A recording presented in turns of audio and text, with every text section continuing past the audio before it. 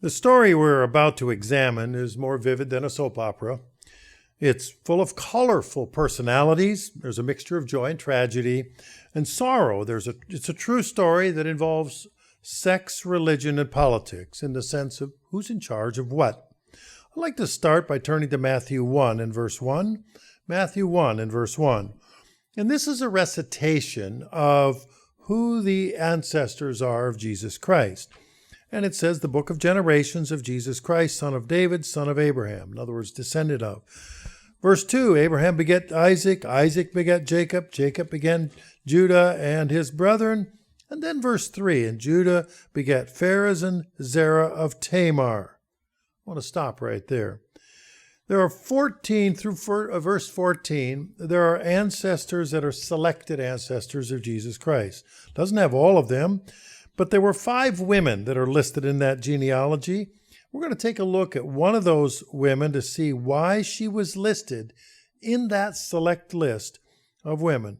First of all, I want to call attention to the women who were not listed in that writing. Not listed was Eve, the wife of Adam, the first human mother. Not listed was Noah's wife. Not listed was Sarah, Abraham's wife. Not listed was Rebekah, Isaac's wife.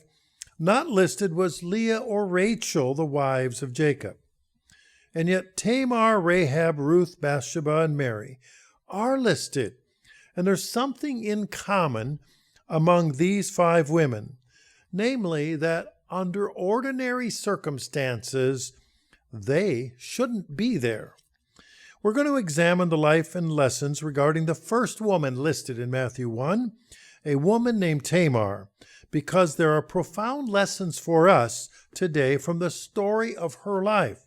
We're going to see some of the reasons she was listed as an ancestor of Christ and how the lessons then of Tamar apply to our Christian lives.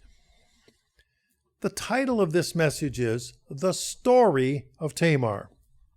Well, the story of Tamar has more twists and turns than your average mystery novel.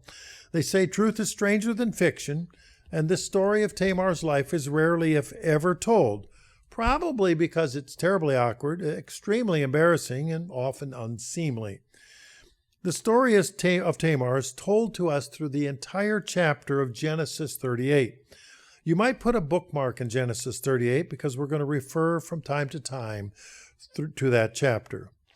But let's take a look. In the previous chapter in Genesis 37, it's about Joseph, also the son of Jacob, who is the grandson of Isaac and great-grandson of Abraham.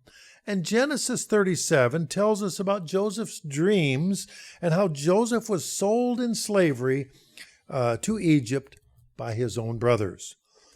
The chapter after the story of Tamar is then Genesis 39. So we have Genesis 37 about Joseph, Genesis 38, the story of Tamar, and then Genesis 39, we're back to the story of Joseph's life in Egypt, including how Joseph rejected the illicit advances of the Egyptian Potiphar's wife and how Joseph wound up in prison. In other words, the events that occurred in chapter 38 about the story of Judah and Tamar is happening at the same time as the events that occurred in chapter 39, the story of Joseph in Egypt. And after we go through the story of Tamar, we'll come to see what a contrast the life of Judah was as compared to his much younger brother, Joseph.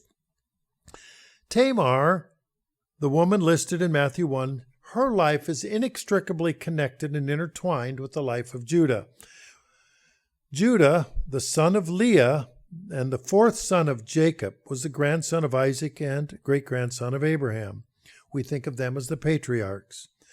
Judah was able to convince his brothers that they should not kill their younger brother Joseph, and we read that in Genesis 37. It was Judah who suggested that the brothers could make some money by selling Joseph to some traveling traders. In Genesis 37, verse 26, Genesis 37, 26, we read, Judah said to his brethren, "What profit is there if we slay our brother and conceal his blood? Come," verse 27, "let's sell him to the Ishmaelites." Incidentally, those were the cousins. "And let's not our hand be upon him, for he's our brother and our flesh." and his brothers were content. So off Joseph went, sold, and off into Egypt. So Genesis 38 then sets the time frame for the story of Tamar. So let's take a look at Genesis 38 verse 1. And it came to pass at that time. Well, what time? That time was just after Joseph was cast into the pit, sold to the Ishmaelite traders, and transported to Egypt. And if we read on in Genesis 38 and verse 1, that Judah went down from his brethren and turned into a certain Adulamite whose name was Heir. Heir the Adulamite will appear later in this story, so we'll want to make a mental note that Heir was Judah's friend. In Genesis 38, we go on to verse 2, and Judah saw a daughter of a Canaanite whose name was Shua, and he took her and went in to her. And this is where Judah took a wife of the local women of the land. And verse 3, and she conceived and bore a son. His name was She had another son. Next verse, his name was Onan. She had a third son and called his name Shelah. Now, it doesn't tell us exactly the ages of them. It sounds like it's one after the other, but there is in fact some age spread here. So Judah had 3 sons, Onan, and Shelah. In the Bible commentary by Jamieson, Fawcett, and Brown, it notes that Judah did just like his uncle Esau, and he married outside of their religion into a Canaanite family, and that such a marriage was a major contributor to the problems that were to follow. And this then is where Tamar is introduced into the story. So what I want to do today is go through a timeline of the circumstances here in Tamar's life. And the first point in the Tamar is Judah arranged for Tamar to become the wife of his eldest son. Now, in Genesis 38, we read this, that Judah took a wife, 38 verse 6, and Judah took a wife for his firstborn. The wife was named Tamar, and Judah's firstborn, was wicked in the sight of the Lord, and the Lord slew him. Now, exactly how that happened, we're not given the details. It could be that most likely he reaped the consequences of his own actions. Well, it was the custom in that day that the fathers generally arranged the marriages for their children, and this was especially important for inheritance purposes. I offered to do that for my daughters, and they shrunk back just a little bit, the thought that I would arrange all of their marriages. So the first point in the timeline is that Judah arranged a marriage for Tamar to his eldest son. But then the eldest son, died. And the second point in the timeline, and we don't know how much time later, but it was later, obviously, that Judah arranged for Tamar to marry his second son, Onan. This arranged marriage, the second marriage, was according to the Levirate law, that if a man died without having a son, then the dead man's brother was to marry the widow and raise up a son to inherit his dead brother's then estate. And that's what happened in this case. There are 2 laws of inheritance here that are in play. One is the law of primogeniture, and that is where the firstborn either inherits everything or inherits a double portion. And the second law here is called the Levite Law of Marriage, and we're going to step through these. So in number 2, about Judah arranging for Tamar to marry his second son Onan, we first take a look at the law of primogeniture. The right of the firstborn to inherit the entire estate, or in the case of the Hebrews, the eldest inherited a double portion. And this goes back to Deuteronomy 21, and starting in verse 15, we can go through that, that if a man have multiple children, the firstborn was to inherit. There's also an example of the parable of the prodigal son, and we look at that in Luke 15 and verse 11. And in this case, in Luke 15:11, the prodigal son, which we often referred to, the youngest of the 2 sons, wanted his share of the estate early, while he was yet young and alive. And so therefore, if there are 2 sons, if you read in Luke 15, verse 11, and a certain man had 2 sons, well, that means you take the number of sons, you add 1 portion, divide it by 3, The oldest gets a double portion, the youngest gets a single portion. Verse 12, and the younger of them said to his father, Father, give me the portion of goods that fall to me. That's pretty bold. How many of us go to our parents and say, I think I'd like my inheritance now? Don't see that too often, but in this case, this is what happened. And look what the father did. He divided with them his living. He said, okay, double portion goes to the older one. The single portion goes to the younger one. And what was occurring here is that the father had reserved the double portion. So he divided his estate into those thirds, and the eldest got 2/3, the youngest got 1/3, and then, of course, proceeded to blow his estate. The second principle here is the Levite Law of Marriage. And the term Levirate is a derivative of the Latin term levir, meaning husband's brother or uncle. In Deuteronomy 25, we read in verses 5 through 10, we read about this principle of the Levite Law of Marriage. In Deuteronomy 25, starting in verse 5, if brethren dwell together, and one of them die and have no child, the wife of the dead shall not marry without, meaning elsewhere, unto a stranger. Her husband's brother shall go to her and take her to wife and perform the duty of a husband's brother. Verse 6, and it shall be the firstborn which she bears shall succeed in the name of the brother which is dead, and his name not be put out of Israel. So that was a responsibility then of the brother of the dead man to raise up a son in the brother's name. The Levirate principle and practice has been around for a long time, and the form of Levirate principle is practiced throughout Asia, Africa, many other cultures. It's happened in my family in past generations. This is not an uncommon thing in many cultures in the world. In the time of Jesus Christ, the Sadducees questioned Jesus Christ about using the Levirate law to challenge Christ regarding the resurrection. We read in Matthew 22, where the Sadducees said in Matthew 22 and verse 24, saying, Master, Moses said, if a man die and leaves no children, his brother shall marry his wife and raise up and send seed to his brother.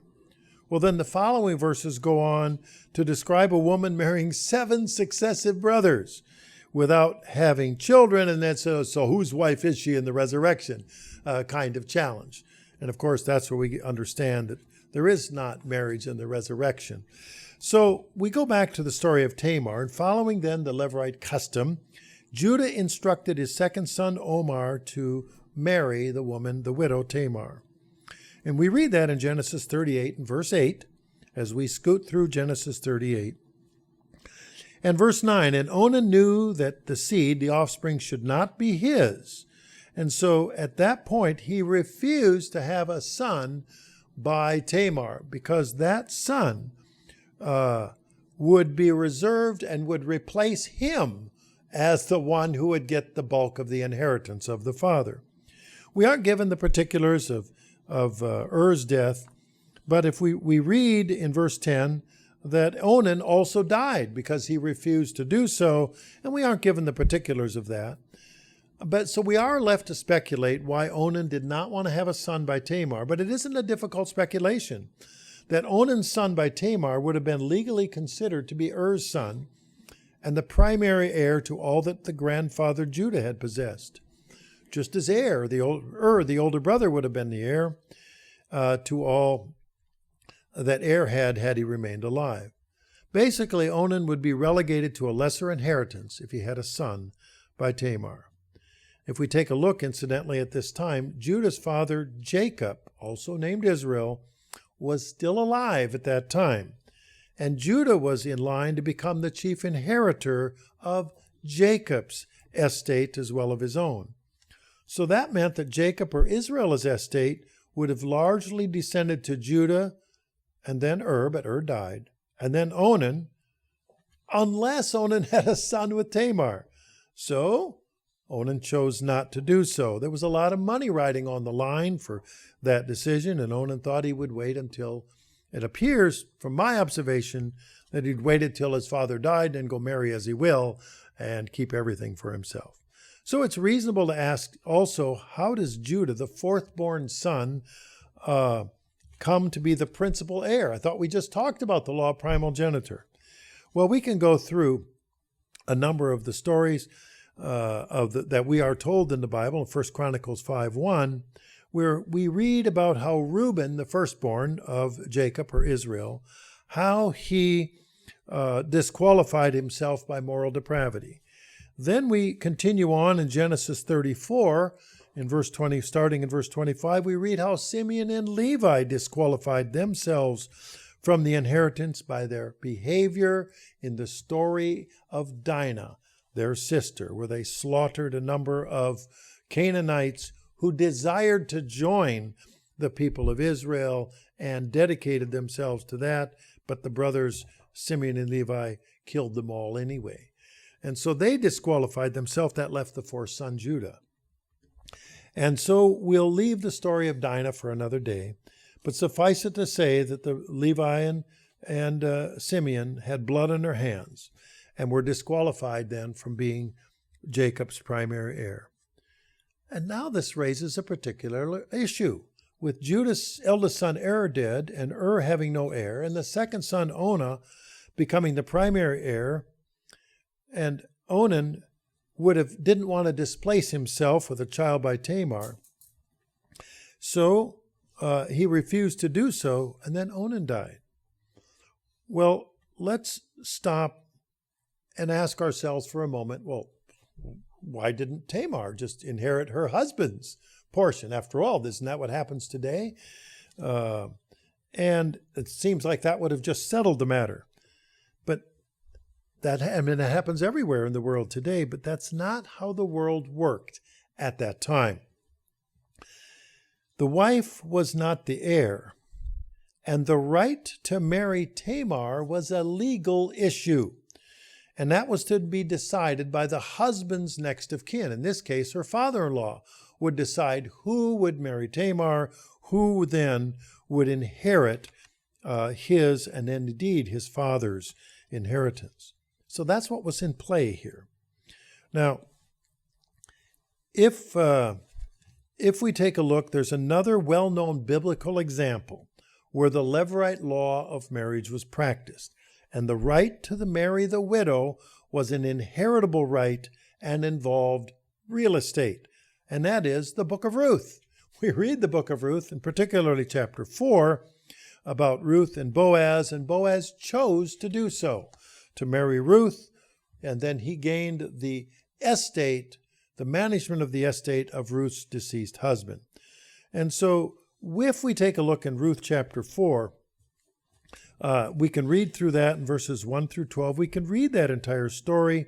And now let's go down to where Ruth, in the story of Ruth and Boaz, in Ruth 4 and verse 12, there was a blessing upon then the child that Ruth bore and their household. In verse 12, and let your house be like the house of Pharez, who Tamar bore to Judah, and the seed which the Lord shall give you of this young woman. There was similarity here between Tamar and Ruth regarding this Levirate law, and a direct reference then to Tamar in the book of Ruth. So that second point was Judah instructed his son Onan to marry Tamar, and he did, but refused to have a child with her. The third time point on the timeline is Judah told Tamar then to return to her own father's house. You go, well, there's 3 sons. Why would that be? The first 2 died. And if we read in Genesis 38, verse 11, we read Judah's instructions to his widowed daughter-in-law. Then Judah said to Tamar, his daughter-in-law, remain a widow at your father's house till Shelah my son be grown. So there was a third son, but he wasn't yet marriageable age. For he said, lest peradventure he die also, as his brothers did. So Judah's kind of concerned. This woman is bad luck. First son married her, boom, dead. Second son married her, boom, dead. Not so sure he wants to entrust his third son to this woman. But what did Tamar do? We read in 38:11, Tamar went and dwelt in his father's house. So Tamar went home. She lived as a widow, and at the same time she was a betrothed woman in her own father's house. She was living in another world. She was neither married, nor was she free to contract another marriage. She was at once a widow and an engaged woman. The only place for her to live was then back in her father's household. So the fourth point on our timeline for Tamar was that she waited and waited and waited. But Judah did not arrange for Shelah to marry Tamar when Shelah reached adulthood. We read that in Genesis 38, verse 4. You see, adulthood is generally assumed to be age 20. We aren't given the exact number of years. It's possible that Tamar waited 10 years, could have waited 15 years, for Shelah to grow up to be a marriageable age. And just as we read in verse 11, Judah was worried his third son would die, just as the older two did. So he was a little nervous about ready to pull the trigger and initiate that wedding. In Genesis 38, verse 4, Judah did not arrange for Shelah to marry Tamar. Now, the Barnes notes on the Bible, he notes that the Hebrews could not marry prior to the age of 13. Well, I thought, well, that's convenient. But they were often expected to marry by the age of 20. And so this was a note. So we know that by the age of 20, there was an expectation of marriage. So by Judah delaying the marriage of his third son to Tamar, he then had delayed or prevented the eventual birth of a son by Tamar to inherit the portion reserved for Heir. In Exodus 22, verse 29, we read about this kind of delay. In Exodus 22, verse 29, you shall not delay to offer the first of your ripe fruits, of your liquors, the firstborn of your sons, shall you give to me. Well, we just had the Feast of First Fruits here a week ago. And the principle of firstborn, similarly to first fruits, we'll bring up here later in this message. When Judah delayed the marriage of Shelah to Tamar, or let's say it the way it is, he didn't follow through on the agreement. He was condemning Tamar to a lifetime of widowhood and childlessness. And in so doing, Judah was condemning Tamar to poverty because she would inherit nothing and have no children to look after her in her old age. And in that sense, Judah was oppressing the widow Tamar. In Zechariah 7, and starting in verse 9, in Zechariah 7, verse 9, we read, thus speaks the Lord of hosts, saying, execute true judgment and show mercy and compassion, every man to his brother. Verse 10, and oppress not the widow, nor the fatherless, the stranger, nor the poor, and let none of you imagine evil against his brother in your heart. We also read in Exodus 22 and verse 40, in Exodus 22 and verse 40, you shall not afflict any widow or fatherless child. If you afflict them in any wise, and they cry out at all to me, I will surely hear their cry. By delaying or denying the marriage of Shelah to Tamar, Judah was setting himself up then for a nasty fall. Let's go to the fifth point on the timeline of Tamar. The fifth point, during this time, Judah's wife died. In Genesis 38, verse 12, in Genesis 38:12, and in the process of time, the daughter of Shua, Judah's wife, died, and Judah was comforted and went up to his sheep shears in Timnath and to his friend Heir the Adullamite. Remember that name? Heir. Remember, Heir the Adullamite was Judah's best friend from the same area where Judah had originally obtained his first wife. And we read about when we started chapter 38. If we go to Joshua 12 and verse 7 and 15, we read that Adullam was one of the 14 kingdoms that were defeated by Joshua when there was the conquest of the Israelites when they conquered Canaan. And then if we read in Joshua 15, verses 20 and 35, that very region was assigned to Judah. So we can understand how he was friends with the neighbor and married a woman from that area.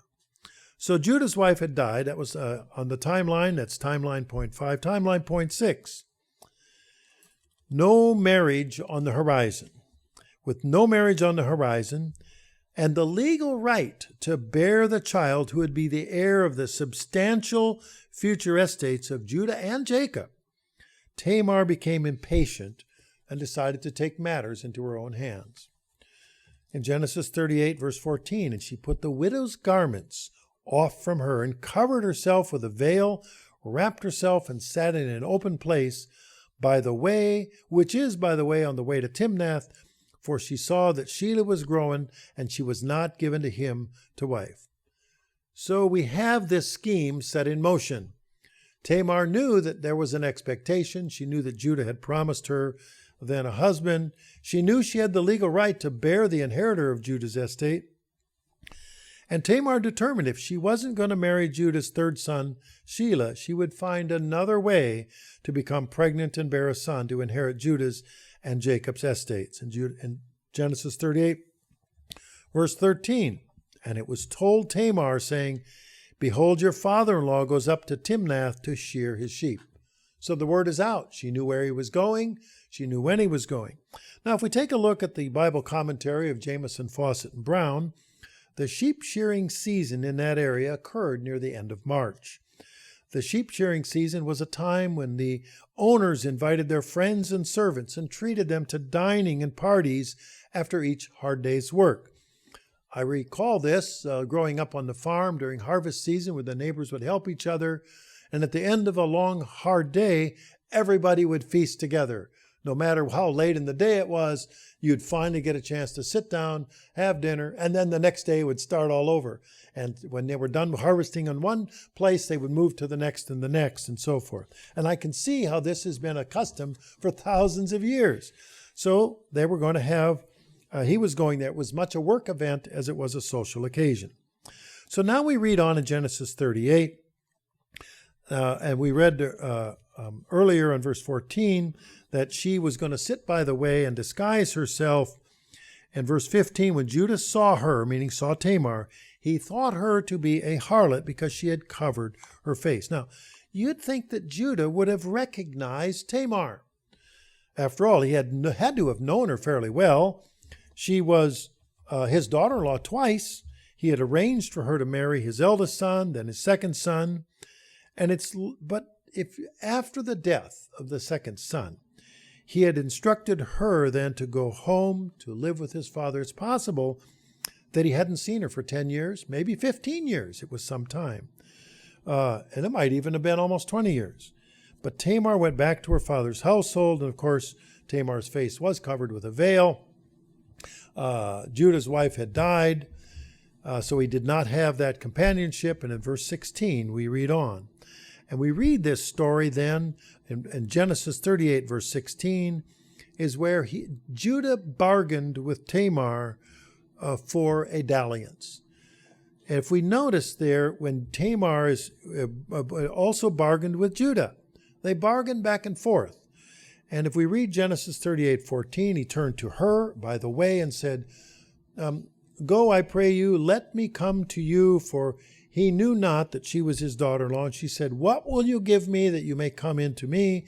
And he said, I will send you a kid from the flock. And she said, will you give me a pledge until you send it? Verse 18, and he said, what pledge shall I give you? And she said, your signet, your bracelets, and your staff that's in your hand. And he gave it to her, and came into her, and she conceived by him.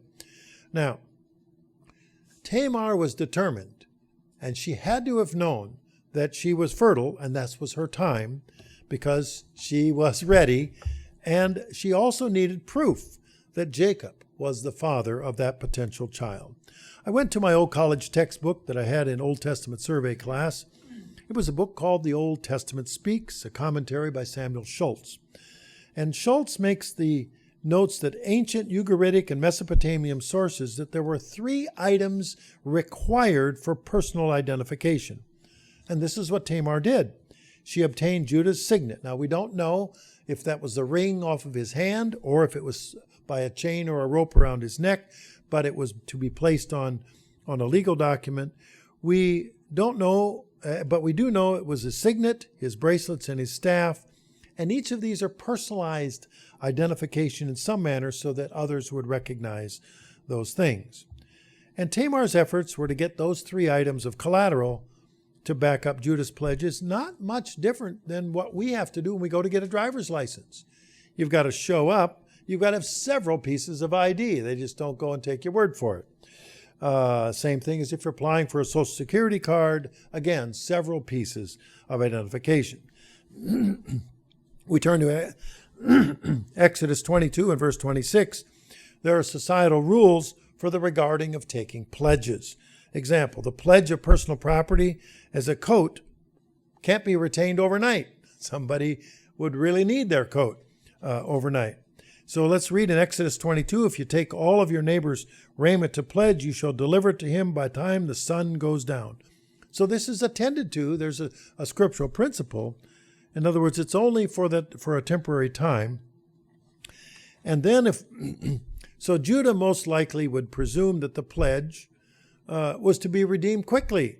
Of course, Judah may also have come to his senses and realized that his identification was kind of out there in someone else's possession, and it was in his own best interest to pay off and get his items back quickly before he would be publicly embarrassed. So Genesis 38 verse 19, and she, meaning Tamar, arose and went away and laid by her veil from her and put on the garments of widowhood. She resumed her widow's garments.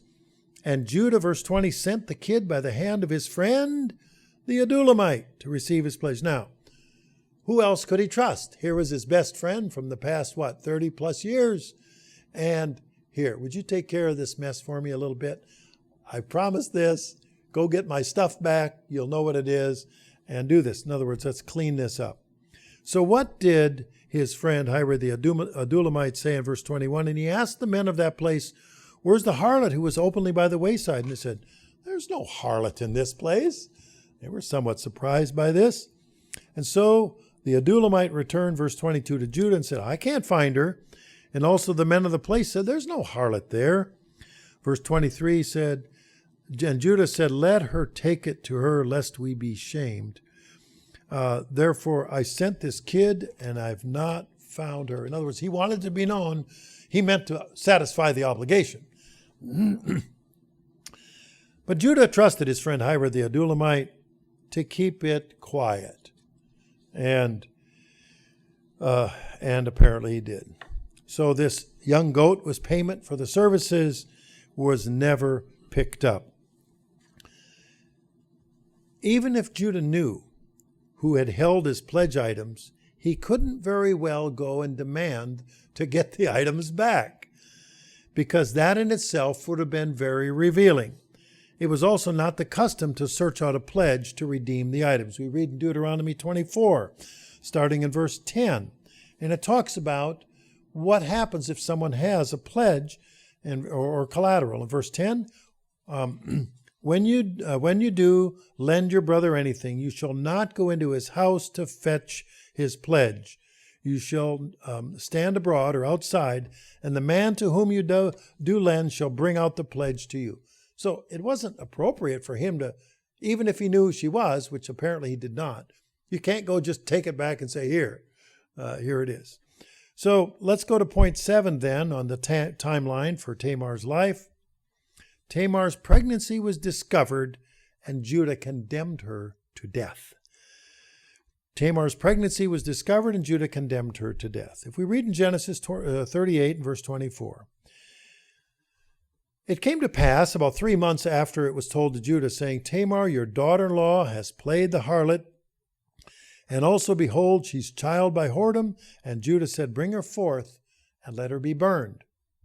Well, it's a responsibility of the head of the household to make sure everything goes well. Everybody follows the law. It's also interesting that Judah ordered Tamar to be burnt. According to the Cambridge Bible commentary, the death penalty by burning was only done to a daughter of the priest, whereas a death penalty by stoning was the method used by everyone else. If we read in Leviticus 21 and verse 9, And the daughter of any priest, if she profane herself by playing the whore, she profanes her father, and she shall be burnt with fire. Now, it doesn't necessarily mean that it was a priest in Israel, but he may have been a pagan priest. We aren't told. But burning an adulteress was an ancient punishment under the ancient code of Hammurabi, which was the Babylonian law and the consequence of that. But in short, Judah set up Tamar to be judged at a higher standard than his own behavior, a standard that was reserved, the harshest standard reserved for priests, by declaring that Tamar, being pregnant out of wedlock, must be burned rather than stoned. Well, according to the Bible commentary by Schultz, burning a common harlot was practiced by the Hittites and the Philistines of that region. We read that evidence of that in Judges 15 and verse 6 about Samson, the son-in-law of the Timnite. He had taken his wife and given her to his companion, and the Philistines came up and burned her and her father with fire.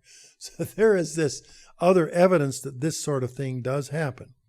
Schultz's commentary goes on to point out that the fulfillment of the Levirate obligations by the father-in-law in marrying the widowed daughter-in-law was allowed among the Hittites, but it wasn't a practice under the Israelites. So accordingly, Tamar was not subject to the punishment under local law for the deception of Judah. So in the way she was raised, that was perfectly normal. Regardless of how the death penalty was supposed to be carried out, the judgment conflicted with the principle that a pregnant woman could not be put to death because that would kill an innocent life of the baby. In Genesis 38, verse 25, in Genesis 38:25, when she was brought forth, she sent to her father-in-law, saying, "By the man whose these are, I am with child." And she said, "Discern, I pray you, whose are these, the signet, the bracelets, and the staff?" Verse 26, and Judah acknowledged them and said, "She has been more righteous than I, because I did not give her to Shelah my son," and he knew her again no more. Judah was openly embarrassed, and he was shamed by the revelation that he then was the father of Tamar's pregnancy. He had just gotten through condemning Tamar to a horrible death to be burned, and he openly confessed that by comparison with Judah, Tamar was more honorable than himself, who consorted then with what he thought to be a harlot. Further, as the facts became known, Tamar had the legal right to bear Judah's heir, but it was Judah who acted dishonorably. Judah noted correctly that he was under greater condemnation. And, of course, there would be a child forthcoming to remind Judah and everyone else of his indiscretion for the rest of his life. I also note that Judah didn't marry Tamar.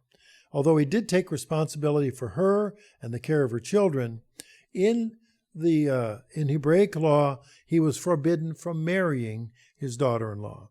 In Leviticus 20 and verse 12, we read, "If a man lie with his daughter-in-law, both of them shall be surely put to death. They shall have wrought confusion, and their blood shall be upon them." So he now had a little closer attention to what he should be doing and how he should be doing it. Let's go to point 8 on the timeline of Tamar's life. And point 8 is, Tamar had twin sons, one son to replace each of Judah's eldest dead sons, and Onan. We read in Genesis 38, verse 27, "It came to pass in the time of her travail that, behold, twins were in the womb." Now let's stop and do the math. It's possible, or perhaps even probable, that Tamar was age 35 or even 40 at the time she became pregnant. She had married 2 successive husbands who had both died.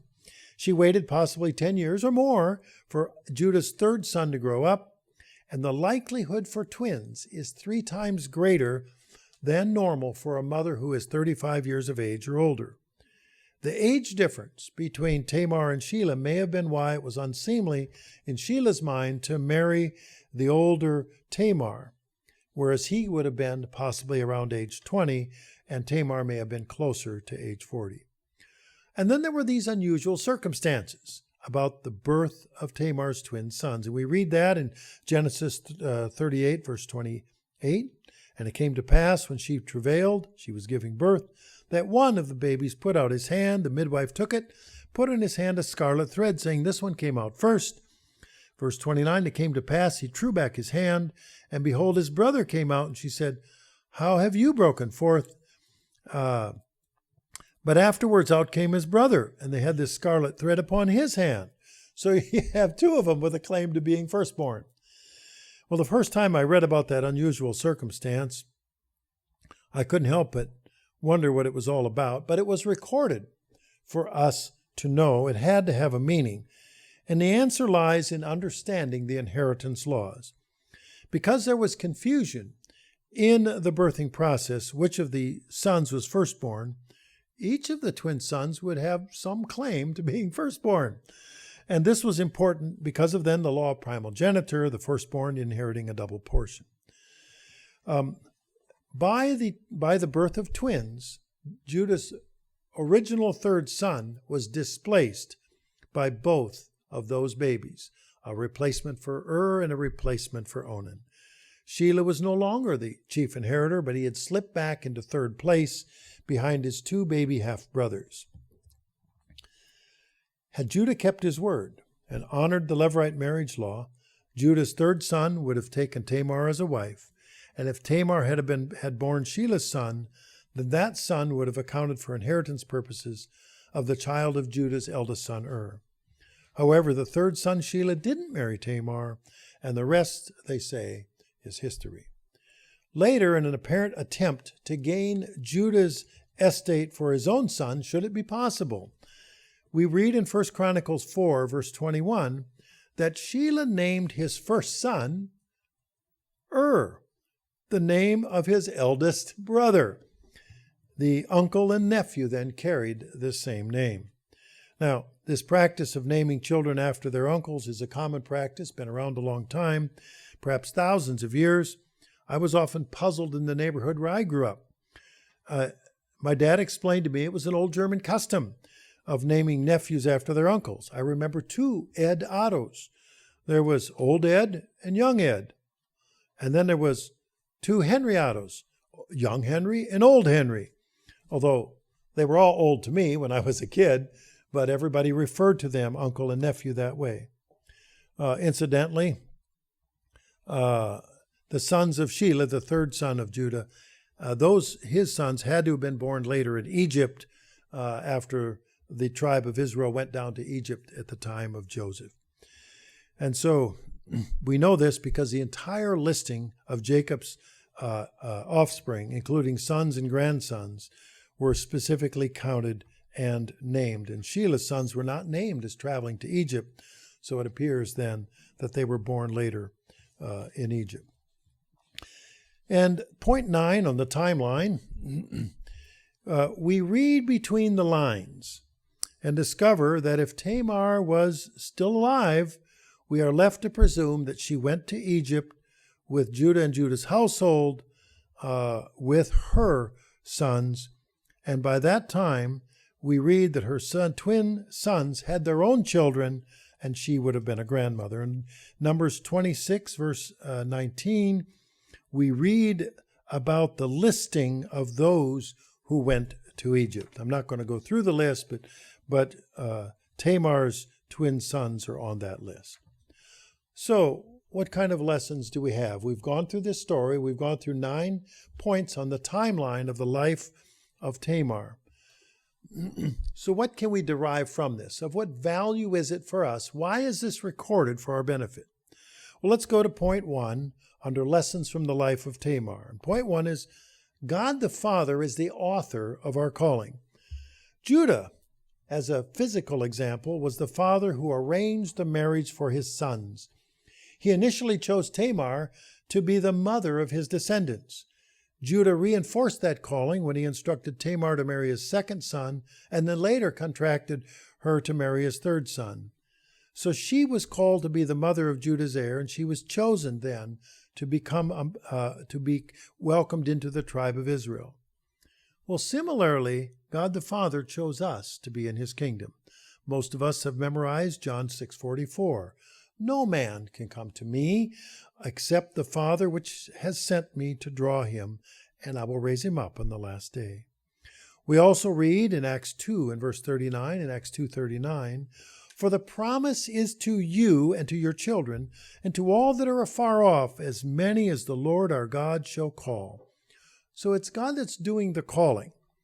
And we have then become chosen to become members of the spiritual tribe of Israel.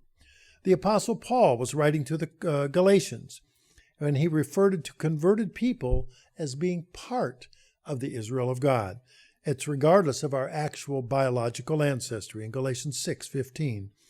In Galatians 6:15, for in Jesus Christ neither circumcision avails anything nor uncircumcision, but a new creature or creation. Verse 16, and as many walk according to this rule, peace be on them and mercy and upon the Israel of God. But Judah, unlike Judah, God actually keeps his word. In Psalm 119, 160, the word is true from the beginning. Every one of your righteous judgments endure forever. When Judah gave his word, he didn't keep it. When God gives his word, by Psalm 119, 160, he kept it. So the first point is God the Father is the author of our calling. The second point is we are to hold fast to our calling. We are to hold fast to our calling.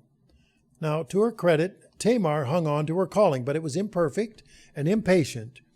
We are to hold on to our calling. In Job 27, verse 6, and Job 27, verse 6, my righteousness I hold fast, and will not let it go. My heart shall not reproach me so long as I live. We also read in Hebrews 10, in verse 23, in Hebrews 10:23, let us hold fast the profession of our faith without wavering, for he is faithful that has promised. And finally we read in 2 Peter 1:10, in 2 Peter 1:10, wherefore, brethren, give diligence to make your calling and election sure, for if we do these things, we shall never fail. So the second point here on our lessons are we're to hold fast to our calling, have a tight grip on our calling. Point 3 of the lessons is we are part of an arranged marriage. We are part of an arranged marriage. Now, Judah selected and arranged for Tamar to be the bride of his sons. This is a physical prototype of God's arrangement for us. Christ gave this example in Matthew 22 and verse 2. In Matthew 22, verse 2, the kingdom of heaven is like a certain king which made a marriage for his son. And then we go on to Matthew 25, and starting in verse 1, and I'm not going to go through it, we have the parable of the bridesmaids and being arranged for the bridegroom. But I do want to read in Revelation 19 and verse 7, in Revelation 19:7. Let us be glad and rejoice and give honor to him, for the marriage of the Lamb has come, and the wife has made herself ready. And verse 9, and he said unto me, write, blessed are they which are called to the marriage supper of the Lamb. And he said to me, these are the true sayings of God. So in this sense, we are part of an arranged marriage, just as Judah arranged the marriages for his sons. The fourth lesson that we come from the story of Tamar is God emphasizes the importance of the firstborn and his inheritance. God emphasizes the importance of the firstborn and his inheritance. The emphasis on the firstborn is a physical prototype, a forerunner of what was going to happen spiritually, that Jesus Christ was going to be the firstborn of many brethren. We read in Exodus 34 in verse 19 that the firstborn belonged to God. Exodus 34, verse 19, all that open the matrix is mine, and every firstling among the cattle, ox, or sheep is male. And it goes through and explains the value of the firstborn that belongs to God. And Jesus Christ, of course, was the first of the firstborn in his immediate human family, as we read when we go through the story of his mother Mary. But most importantly, Jesus Christ was the firstborn person from the dead, the first person into a new resurrection, and therefore the hope and the destiny of mankind. We read in Colossians 1 and verse 18. In Colossians 1:18, we read, He is the head of the body, speaking of Christ, the church, who is the beginning, the firstborn from the dead, and that in all things He might have preeminence. But He's the first of the firstborn. There is also a church of the firstborn. And we read that in Hebrews 12:23. In Hebrews 12:23, the church of God is called the church of the firstborn, with this saying, to the general assembly and the church of the firstborn, which are written in heaven, and to God, the judge of all, and to the spirits of just men made perfect. As church of the firstborn, we can be part of the first resurrection. The writer in Hebrews 11:35 has a special term for the potential for those who are in the first resurrection. In Hebrews 11:35, women received their dead raised to life again. Others were tortured, not accepting deliverance, that they might obtain a better resurrection. So we know there's more than one, but that first resurrection is called a better resurrection. It's clearly spelled out, and I'm not going to go through it in detail in 1 Thessalonians 4, verse 16, about the resurrection of the saints upon the return of Christ at the onset of Christ's return and the ushering in of the kingdom of God. But we do go to Colossians 1 and verse 15. There's a couple verses there I want to cover in Colossians 1 and 15, because the Apostle Paul wrote to the church in Colossus about Christ being the firstborn of the dead, the firstborn of the spiritual resurrection, in Colossians 1:15. Who is in the image of the invisible God, the firstborn of every creature? For by Him were all things created that are in heaven, that are on earth, visible and invisible. And down to verse 18, and He is the head of the body, the church, who is the beginning, the firstborn from the dead, that in all things He might have preeminence.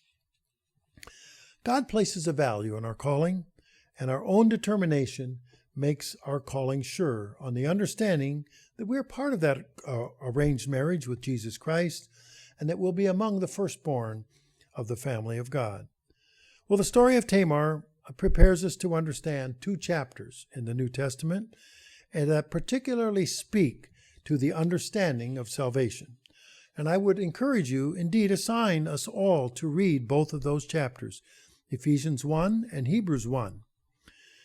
Both of those chapters, let's read them both with the understanding of the inheritance that we've learned from the story of Tamar. The lessons from Tamar, that God the Father is the author of our calling. Secondly, that we must hold fast to that calling. Third, we'll be part of an arranged marriage. Fourth, that God emphasizes the importance of the firstborn and his inheritance. We all hope to become heirs of God, to be counted as firstborn with Jesus Christ, and then to inherit eternal life in the kingdom of God.